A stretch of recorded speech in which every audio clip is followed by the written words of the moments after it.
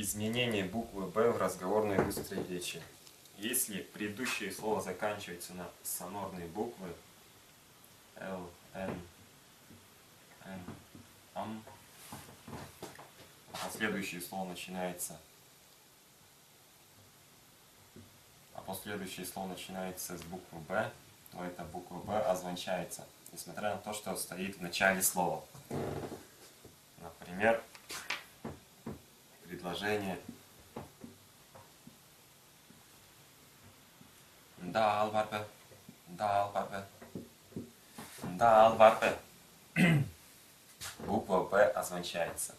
Тут еще буква «Р». Вот. «Дал варпе». «Ал парпе». Не «ал парпе», а «ал варпе». Слегка озвучается. Так как между звонкой «Л» и гласной, между звонкой «Р» и гласной. Голос захватывает и букву «Б». «Дал варпе». В туинском языке сочетание букв «П», «К» читается наоборот.